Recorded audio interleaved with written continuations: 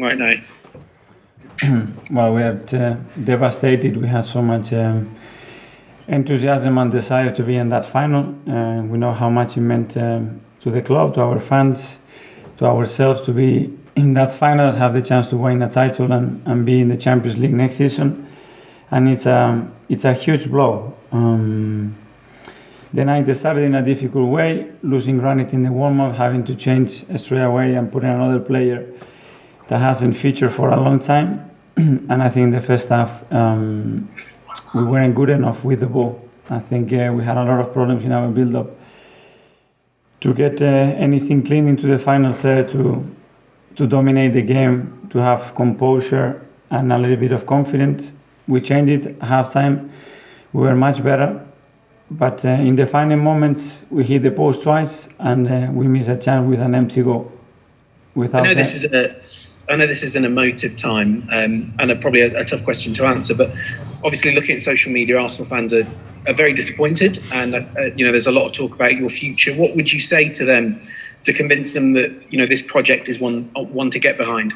We have to show that on the pitch. It's not about talking. We are hugely disappointed because we wanted to deliver something special against them after the difficult season that we had. But when you're playing these knockout games, you need your best players at your best, and there's too many things happened when we didn't have enough of those in the best possible condition. And it's still like that, we fought in the end. And I think today in the second half, we deserve to win the game 1-0. I think what it should have happened, we would have been through, but we didn't do it. And there is a reason for that.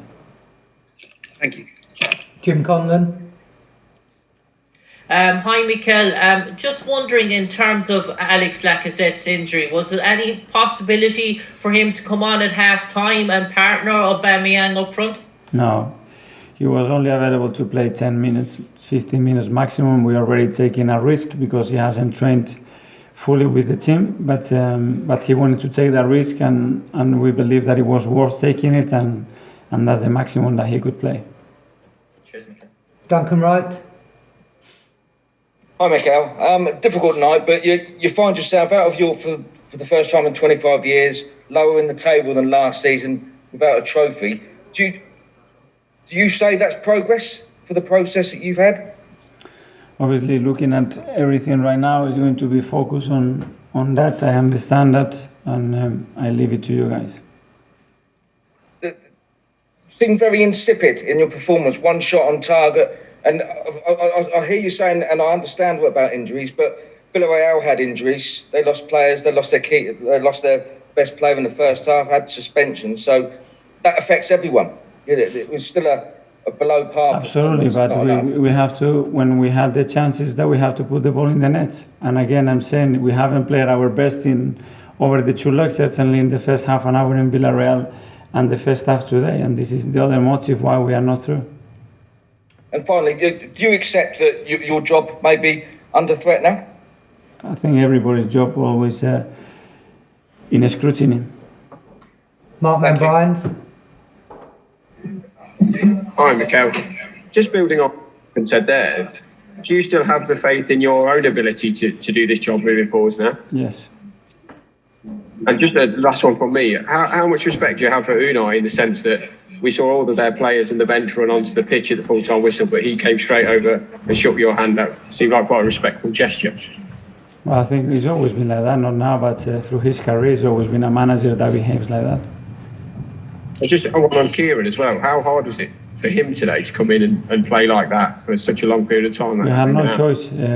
We had Cedric in hospital 24 hours ago, and when Granit got injured, that was the only alternative that we had. Cedric okay? Yeah, he's fine now. Thank you. Finally, I'll come to Charles. Hi, Mikel. The inquest from this is understandably going to be pretty intense and brutal. Can you understand why there's going to be so much sort of focus on you now, your future? Yeah. Well, do you feel like you can pick these players up now? Because I imagine they're distraught in there. How are you going to do that? I wouldn't be sitting here if I don't. But how do you do that? Do you think in the summer or in the closing weeks? You will see it.